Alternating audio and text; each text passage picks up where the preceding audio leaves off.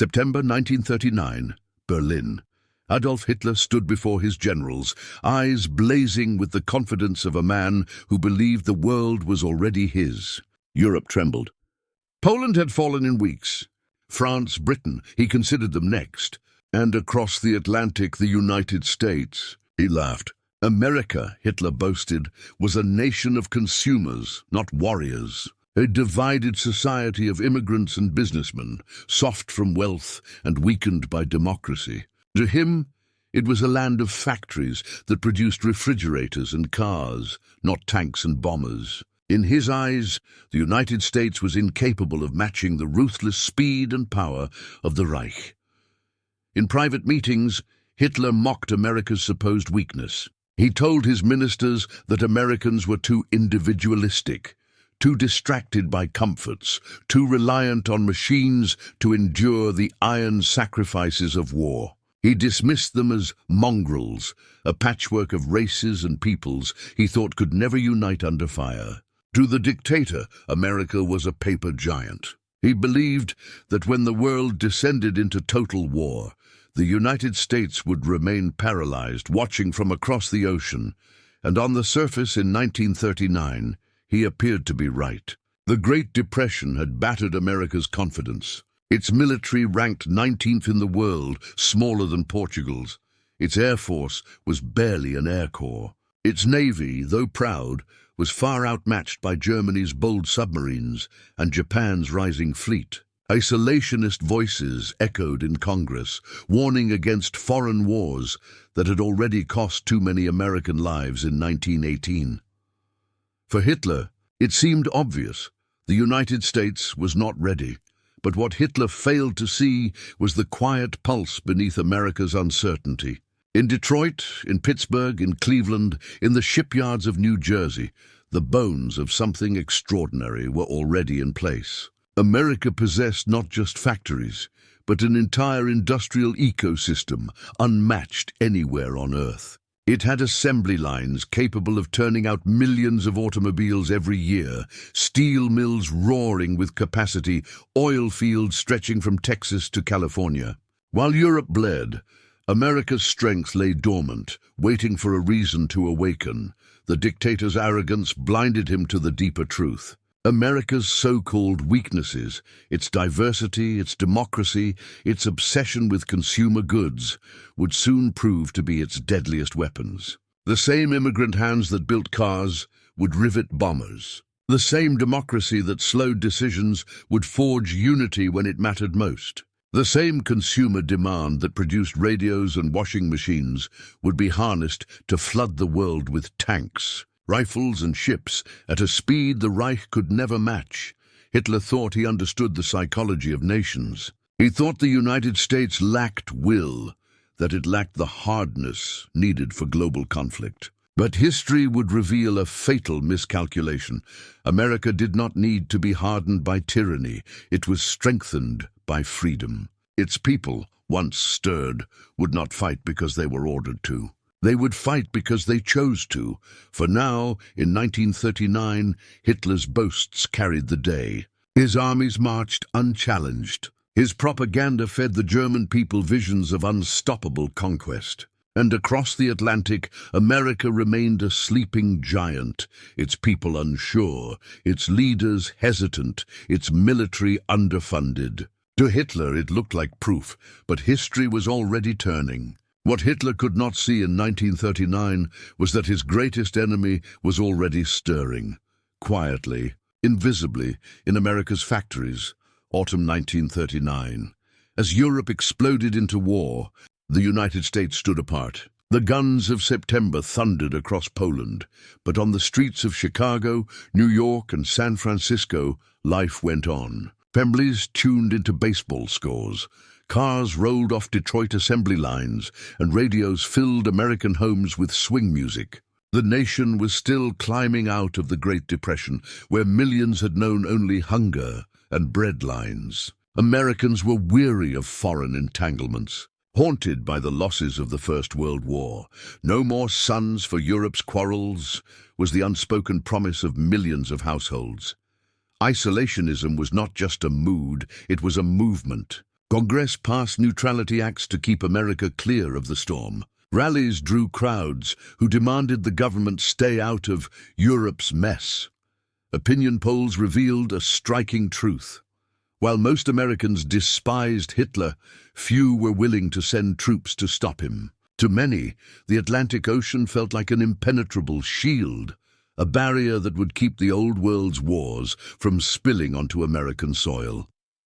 And beneath this sentiment lay a stark military reality. The United States Army, on the eve of war, ranked a humiliating 19th in the world, smaller than Portugal's. Equipment was outdated, vehicles scarce, training minimal. Soldiers drilled with wooden rifles because there weren't enough real ones to go around.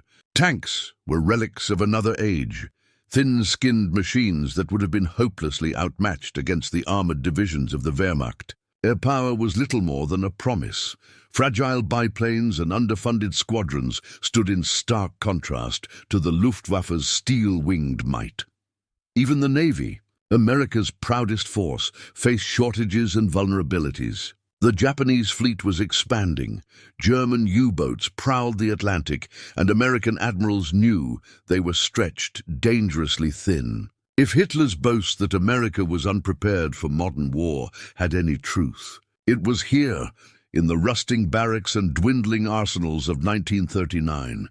Yet, beneath the surface, something else was happening, something the dictators failed to notice. Across the nation, innovation simmered in laboratories, universities, and workshops. Industrial giants like General Motors, Ford, and Bethlehem Steel were quietly perfecting methods of mass production unmatched anywhere in the world. American industry was not yet building tanks, but it was building the tools that would make tanks faster, cheaper, and stronger than anyone imagined. The Depression had taught America lessons in efficiency, in doing more with less. Engineers experimented with new alloys, stronger steels, and faster assembly lines. Aviation pioneers tested engines that could lift bombers across oceans. Scientists tinkered with radar, electronics, and chemical processes that would one day tilt the balance of war. And though many Americans wished to remain apart, the world had already begun to press against their borders. Immigrant communities listened anxiously as news from Europe grew darker. Business leaders recognized that Hitler's aggression threatened global trade. And in Washington, a handful of visionaries whispered warnings that America could not stand aside forever. For now, the United States remained on the sidelines, a giant watching the storm from afar. But the pressure was building. The factories, the workers, the ideas, they were all in place, waiting for the command that would unleash them. Then came the spark that would awaken the sleeping giant. December 7th, 1941. A quiet Sunday morning in Hawaii. The sun rose over Pearl Harbor, glinting off rows of battleships anchored in still waters. Sailors relaxed, some attending church, others writing letters home. Then just before 8 a.m., the sky roared with the thunder of engines. Japanese aircraft, wave after wave, descended upon the unsuspecting fleet. Bombs and torpedoes ripped into steel hulls. Columns of smoke turned the sky black. The USS Arizona exploded in a fireball that shook the harbor to its core.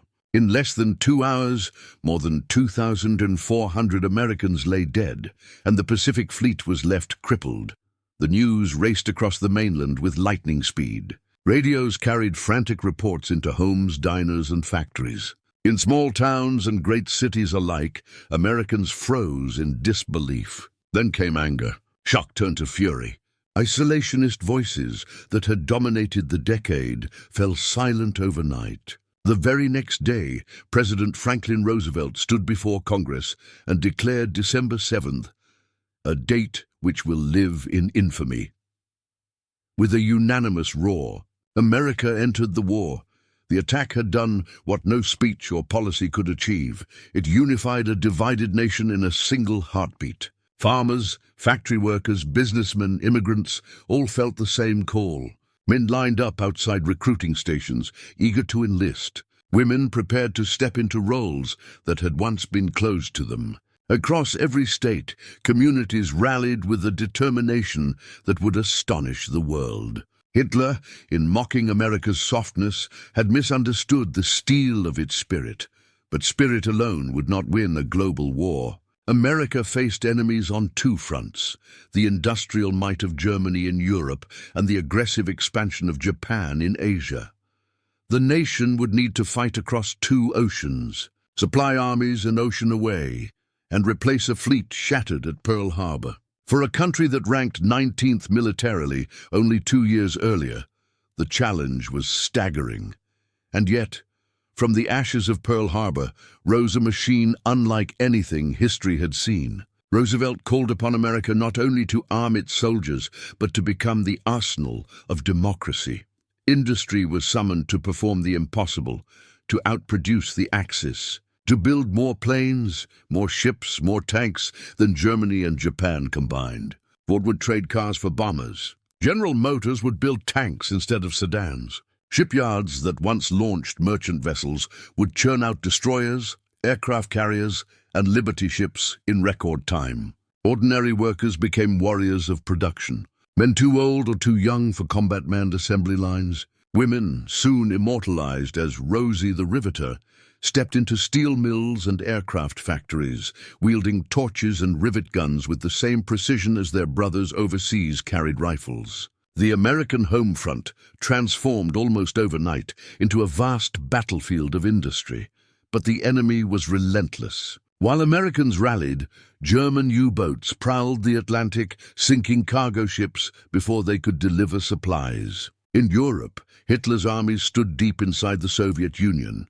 In Asia, Japan advanced across the Pacific, threatening Australia, the Philippines, and beyond. The task before the United States was almost unthinkable.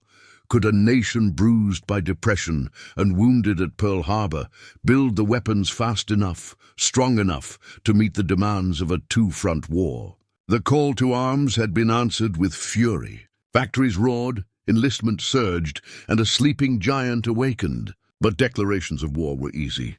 Could America actually build enough to fight the Reich? January 1942, Detroit, Pittsburgh.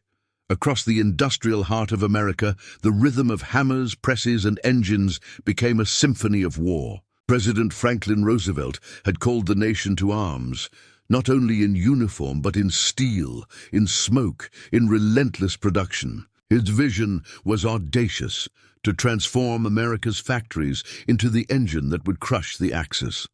To many, it seemed impossible. Yet almost overnight, the impossible became reality.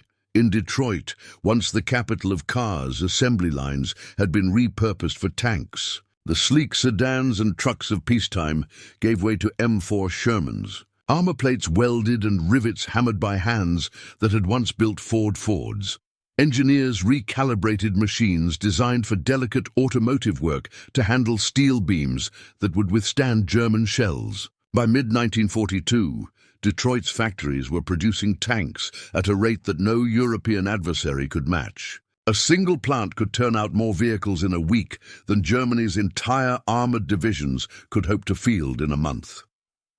Steel mills in Pittsburgh roared day and night. Once the home of bridges and railroads, the mills now fed the nation's industrial hunger for war. Ships, tanks, aircraft, and artillery demanded more metal than the country had ever produced before. Yet the mills delivered molten rivers of steel flowing into molds, pressing the skeletons of war into being. Men and women labored tirelessly, knowing that each ton of metal might save a life halfway across the world. On the coasts, shipyards worked feverishly to build the Liberty ships that would carry troops and supplies to Europe. Before the war, building a cargo vessel could take months. Now innovative assembly techniques slashed construction times to weeks, even days. Entire hulls were welded together in sections, then floated into the water fully formed. The United States became a factory on the water, a production line stretching from one shore to the other. By 1943, America was launching ships faster than German U-boats could sink them, slowly tipping the balance of the Atlantic in favor of the Allies. And in the skies, Boeing and other aviation companies turned out bombers at an astonishing pace. Factories hummed with the sound of engines, wings, and fuselages being assembled hour after hour. Skilled technicians adjusted engines that could carry tons of explosives across continents. Pilots in training imagined these machines carrying them into battles that would decide the fate of nations, each bomber a tangible extension of America's industrial might. The sky, once the domain of pioneers and adventurers, became a theater of production, preparation, and inevitability. The transformation of America was more than machinery. It was a testament to human ingenuity and resilience. Men and women adapted to new roles, often working around the clock. Innovation accelerated at a pace unmatched in history. Factories once designed for convenience and comfort became instruments of strategic power. And all the while, Roosevelt's words echoed across the nation. The United States would be the arsenal of democracy, the source of the tools that would free the world from tyranny.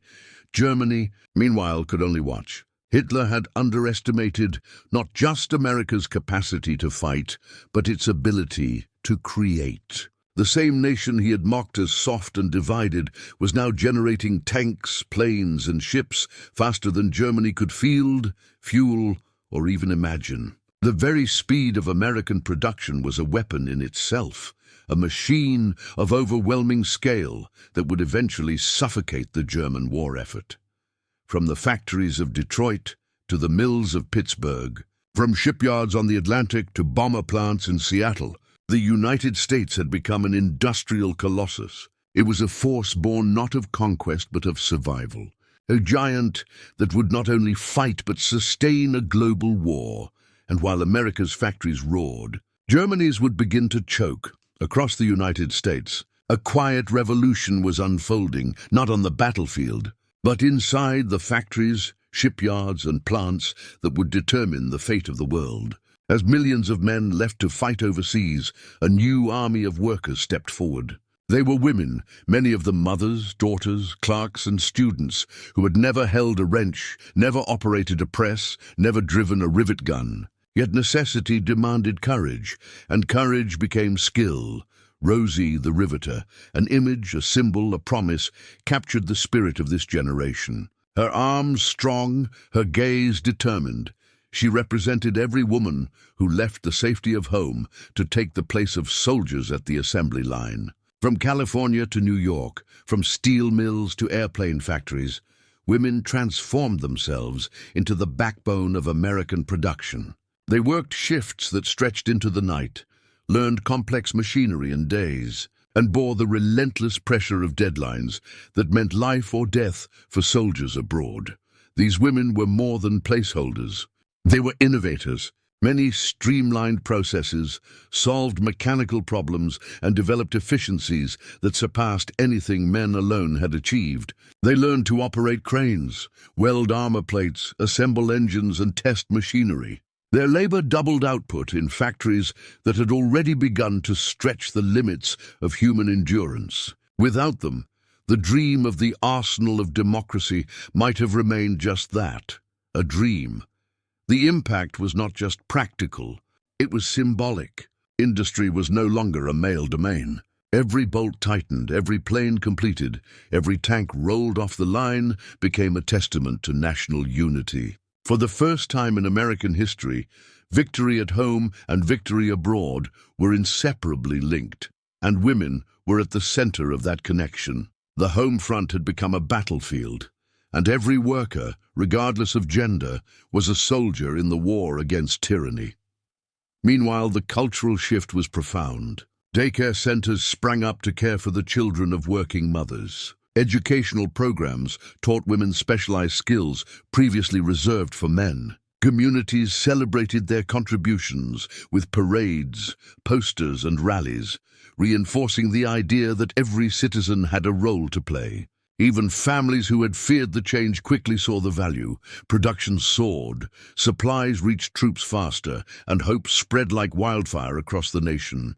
Hitler's arrogance once again blinded him. He had dismissed American women as irrelevant to the machinery of war. He assumed that once men left the factories, production would crumble. What he could not fathom was a society capable of adapting, of harnessing the ingenuity and determination of half its population. By the middle of 1943, American women were producing more than ever imagined, filling the skies with planes, the seas with ships, and the battlefields with tanks. The Reich had underestimated the scope of American unity and the depth of its industrial reserves. While the United States celebrated this quiet revolution, the story in Germany was very different: Berlin, Hamburg, and Dresden. Across the German heartland, the hum of industry was growing fainter, replaced by the shriek of sirens and the roar of Allied bombers. By now, Hitler's confidence had begun to falter, not in public, but in the corridors of power where generals and ministers whispered warnings he refused to hear. Germany's factories, once marvels of engineering, were under relentless assault. Oil refineries burned, railways collapsed, and critical raw materials became scarce. The very machinery that had fueled the Wehrmacht's early victories was now faltering. Under the weight of a war, it could no longer sustain Allied air power. Had become a weapon of attrition, unlike anything in history. Daylight raids from England brought squadrons of B-17s and B-24s deep into the heart of Germany. Precision bombing targeted synthetic oil plants, ball-bearing factories, and munitions centers. Nights brought British bombers, heavy and relentless, turning entire city blocks into flames. Each raid destroyed not just steel and concrete, but confidence. Workers, terrified for their lives, labored under unimaginable pressure, moving quickly to repair what had been shattered, only to face the next wave. Hitler's response was desperation. Factories relied increasingly on forced labor: prisoners, captured soldiers, civilians pressed into service under brutal conditions. These laborers worked tirelessly, but they lacked the motivation, training, and innovation that had driven American production. Machines rusted, processes slowed, and errors mounted. Tanks were delivered incomplete, aircraft underpowered, ships delayed. The Reich's famed industrial precision was eroding under stress, exhaustion, and mismanagement. Meanwhile, resource shortages worsened every crisis. Oil, critical to mechanized warfare, was running low. Coal, steel, and rubber were rationed, transported along routes constantly threatened by Allied bombers and partisan attacks. Hitler's obsession with grandiose weapons programs, from super-heavy tanks to V-2 rockets, diverted attention and materials from the production lines that actually sustained the armies. Every strategic error compounded the problem, slowing the output of vehicles, artillery, and ammunition. By contrast, the United States was producing at a scale unimaginable in 1939.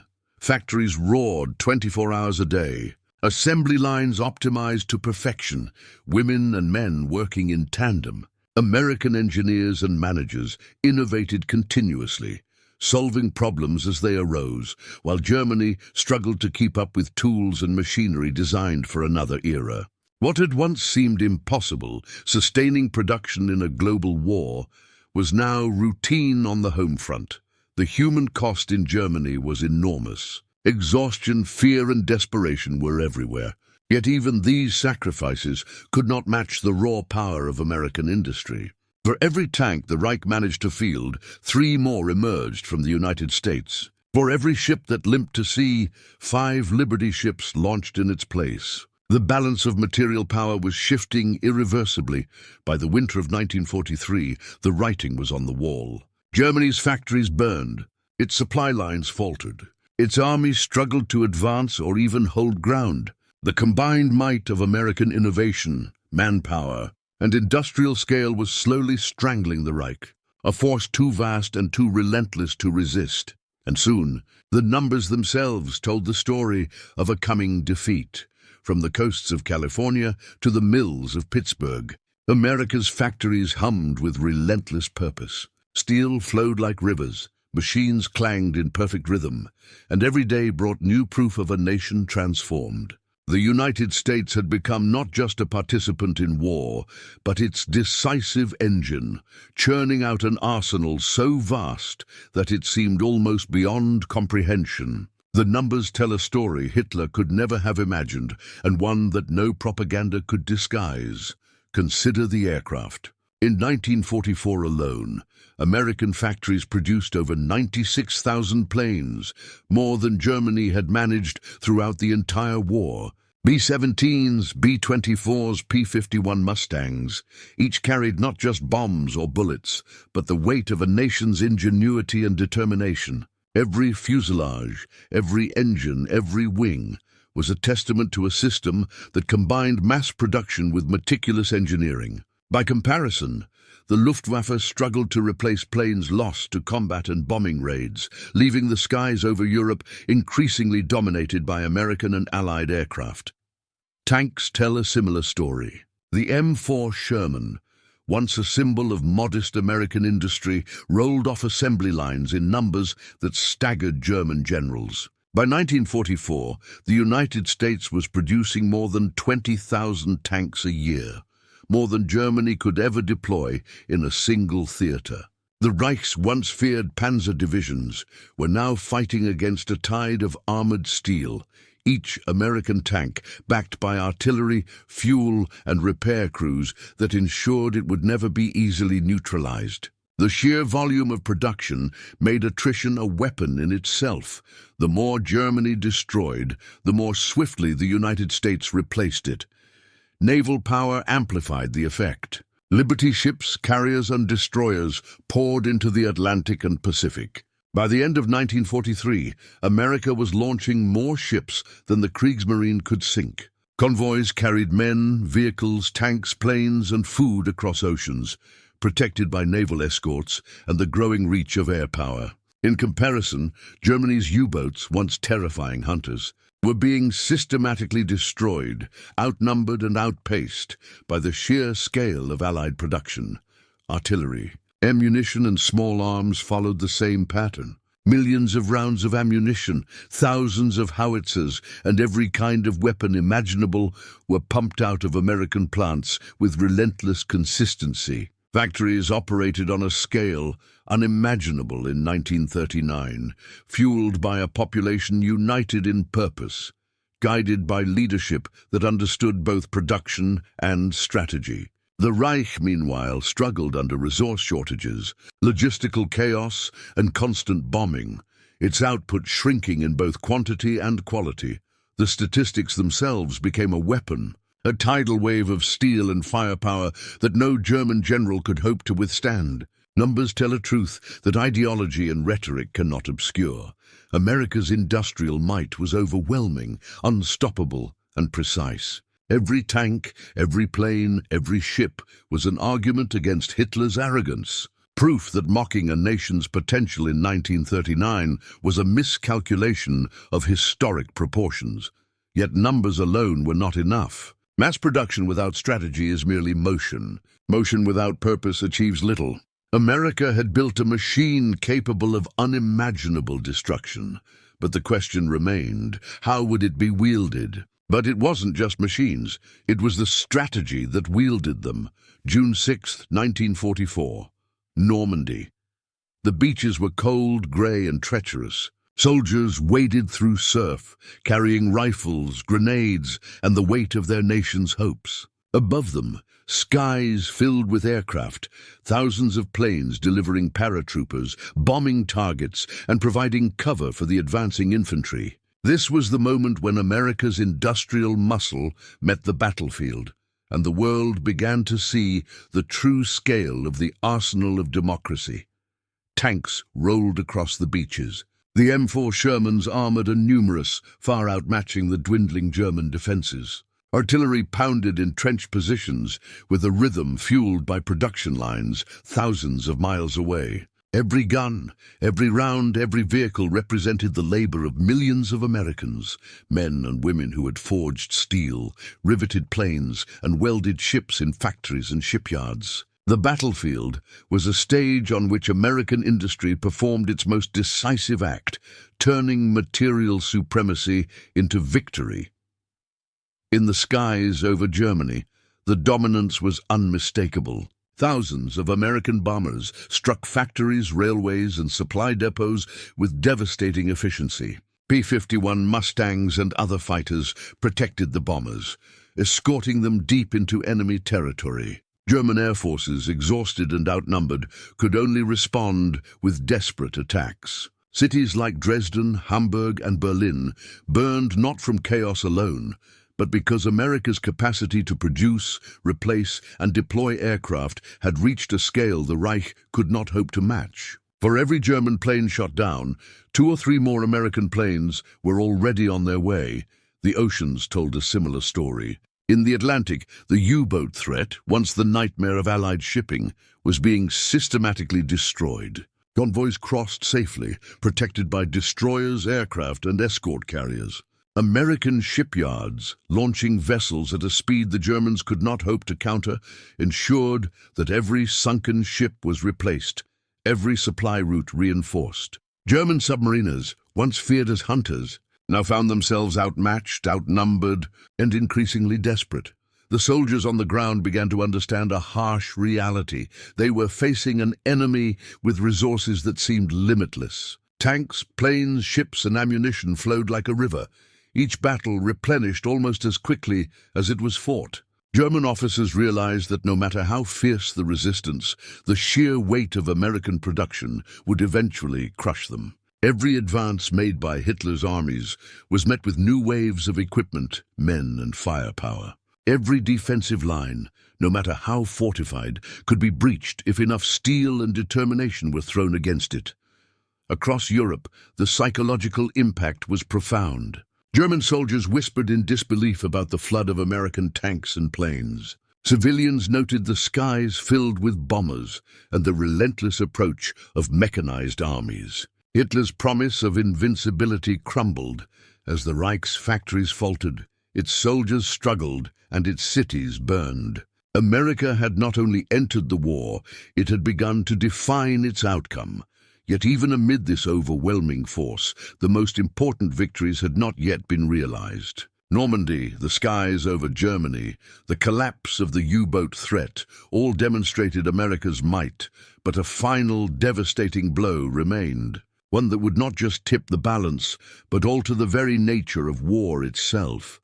And still, the most devastating blow was yet to come. Spring 1945.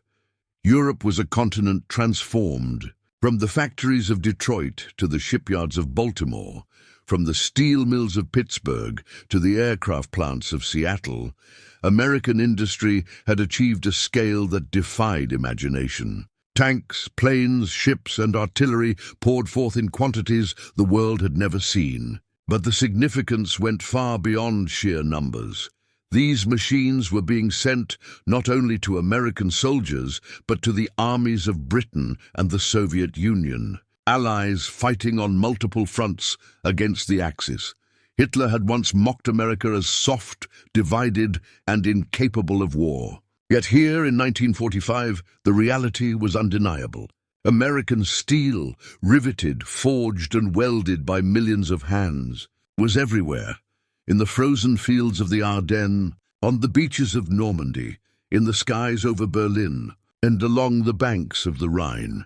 For every tank Germany destroyed, 2 more replaced it. For every bomber shot down, 3 others were already en route. Supplies flowed with a relentless rhythm that no dictator could interrupt. The 1,000-year Reich, once a monument to Hitler's ambition, now crumbled under the weight of Allied, and especially American, industrial power.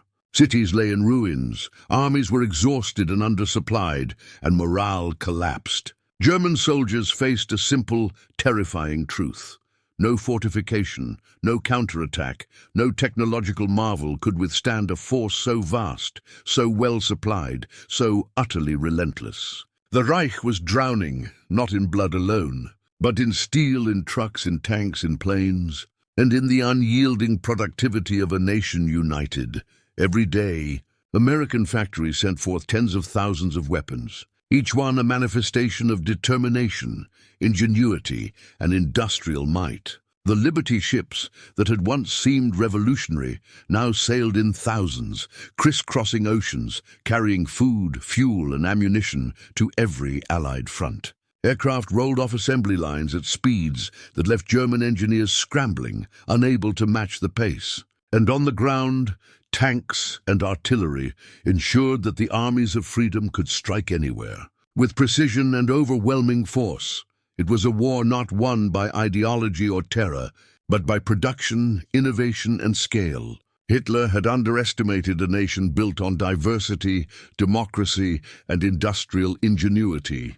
He had failed to grasp that the freedom he mocked, the very society he dismissed as soft, had created a workforce, a strategy, and a capacity that tyranny could not hope to conquer. Every rivet hammered, every engine tested, every ship launched was a blow against the Reich. By April 1945, the inevitable had become reality. Berlin was encircled, the Reich's defenses crumbling, its armies in retreat. And in a bunker beneath the city, the dictator who had sneered at American weakness faced the final truth.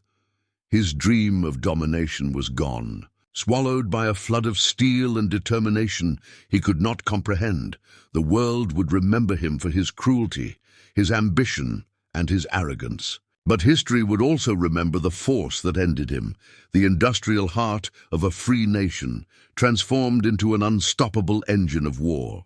The dictator who mocked America would die in his bunker, drowned not just by bombs, but by a flood of industry.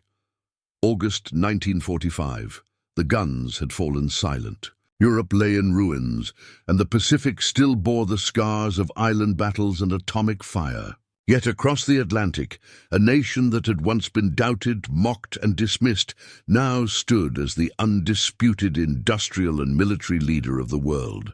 America's factories, its workers, and its ingenuity had not only fueled victory, they had reshaped the global order.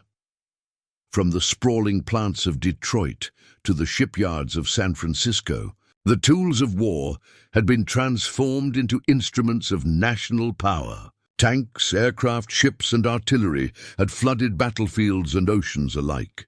Millions of women and men had joined the workforce, their labor doubling the output of pre-war America, sustaining not only U.S. forces but allies around the globe. The arsenal of democracy had become a reality, a living testament to what a free, industrious nation could achieve when united in purpose. The psychological impact was equally profound. Hitler's arrogance, his underestimation of a democratic, diverse society, had proved fatal. He had dismissed a nation as soft, incapable, divided, but the very qualities he despised became America's greatest strengths. Freedom bred innovation. Diversity created resilience. Democracy demanded collaboration and inspired initiative. By the time his armies faltered, Germany faced an adversary whose capacity to produce, adapt, and endure was limitless. The lesson was clear. Never underestimate the combined will and skill of a people working in harmony toward a common goal. This industrial triumph did more than win a war. It propelled the United States into a position of unprecedented global influence. American economic power, already vast, became inseparable from its military reach. The post-war world, the United Nations, global reconstruction, and the Marshall Plan was shaped by the industrial strength forged in the crucible of war. Factories that once produced Sherman tanks would now make the goods that rebuilt Europe. The lessons of production, innovation, and strategic foresight became central to American policy, society, and identity. The legacy was not merely mechanical or economic, it was moral and cultural. Americans had proven that strength is not measured solely by armies or borders, but by the determination, creativity, and resilience of its people. Ordinary citizens became extraordinary through their labor. Women, once confined to domestic spheres, proved indispensable in shaping the outcome of history. Engineers, factory workers, and managers demonstrated that strategy extended far beyond the battlefield. It existed in blueprints, assembly lines, and molten steel, and perhaps most importantly, this legacy carried a cautionary tale for the world. Hitler's fatal error was not simply hubris. It was a failure to recognize the invisible power of a nation's potential. The United States had been underestimated, its capabilities ignored, its resolve dismissed. When unleashed, the combination of industrial might, human ingenuity, and national unity proved unstoppable. Nations that neglect the capacity of their people to innovate and endure risk, repeating the same mistake. In the end, the defeat of the Reich was as much an American story as it was a military one. It was won not only in the skies over Europe, not only on the beaches of Normandy, not only in the frozen forests of the Ardennes. It was won in factories and mills, in the hands of women and men who toiled day and night, and in the steel, rivets, and engines that became the lifeblood of victory. In the end, it wasn't just armies that defeated the Reich, it was the factories, the workers, and the steel that Hitler had once mocked.